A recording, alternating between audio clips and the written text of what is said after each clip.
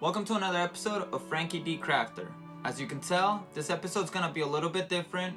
It's more of a show and tell, where I'm gonna be showing you what I've been up to this week.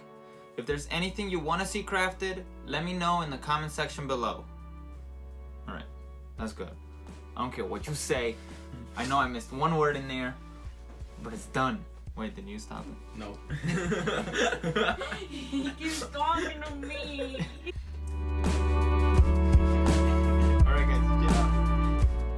In my intro video, I mentioned how I want to make habitat playlists. What that means that if you're looking for an encounter at a port town, I got you. I'm the only crafter you should be watching. I'm Dirty Dan. No, I'm Dirty Dan. No, I'm Dirty Dan. Okay, fine, I'll just be Pinhead Larry. But all jokes aside, I want to make it convenient for you for when you're looking for references on how to set up your encounters.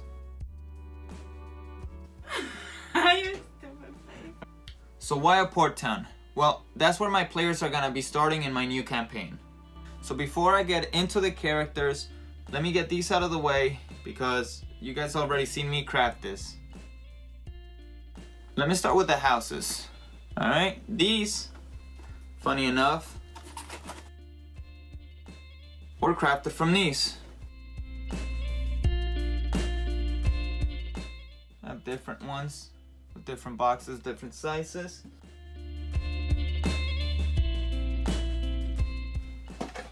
Alright, let's get to the characters real quick.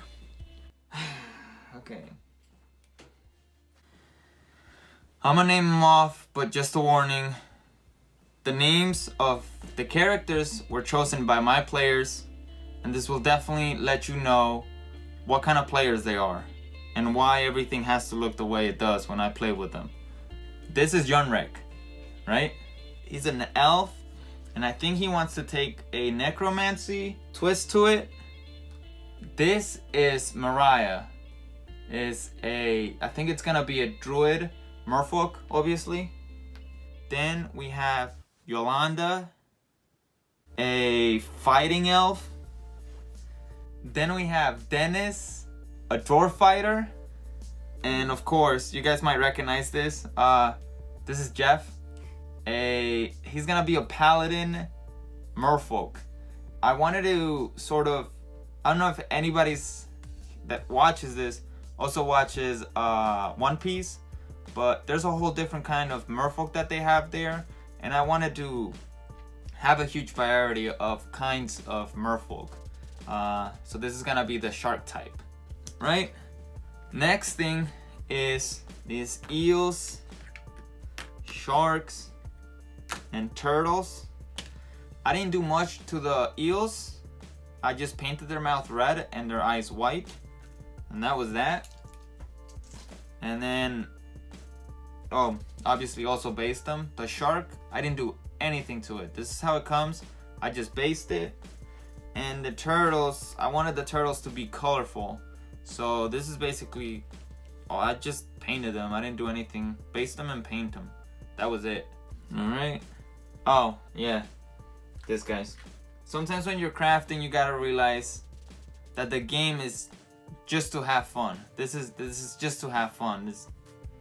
So, here are these crab miniatures that I did. I don't know how I'm gonna use them, but I'm definitely gonna use them. Alright. And I have these rocks that I crafted. The whole project came about because of an accident. So, happy accidents. And they're super simple to make, honestly. I could redo them all again.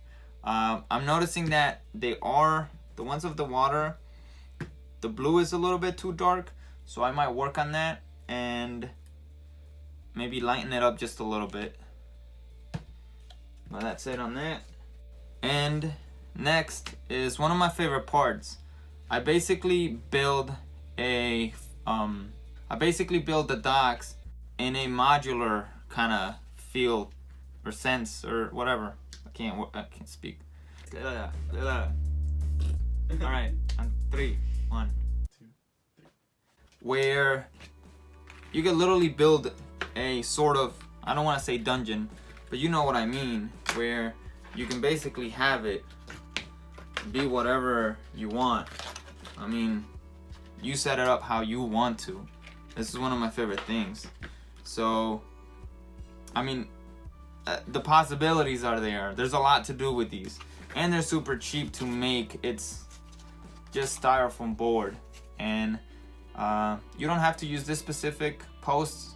I just like them because they already had some texture to them. And it was just simple to make that way.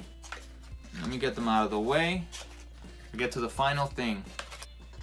Before I move on to the last thing, I want to mention why I made them this way.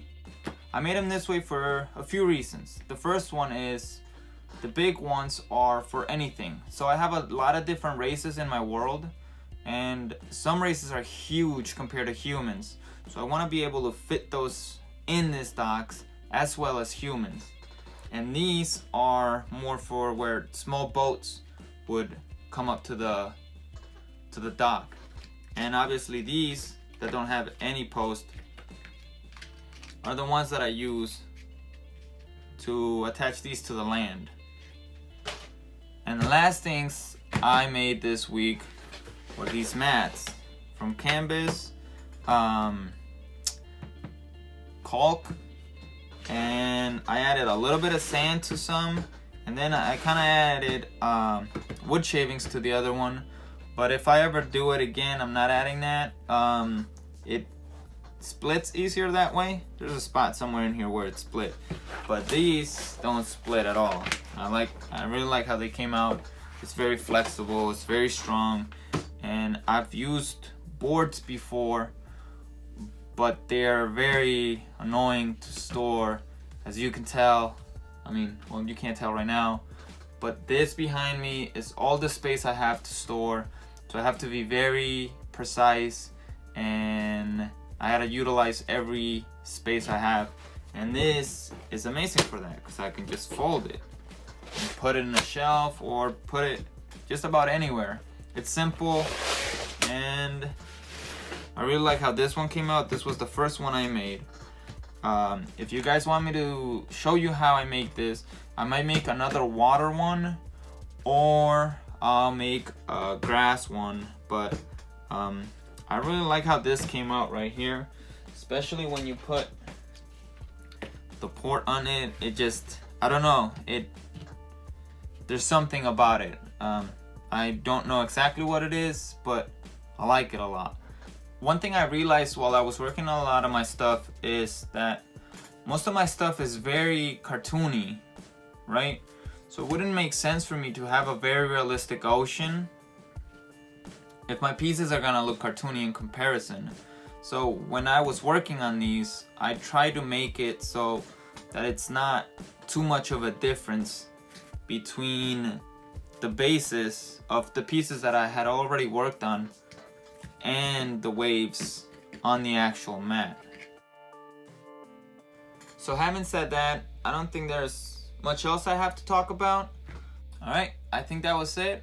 Thank you very much again for watching this episode of Franky D Crafter. Don't forget to comment, let me know what you want to see crafted next, and I'll catch you on the flippity side. You get a good noodle star.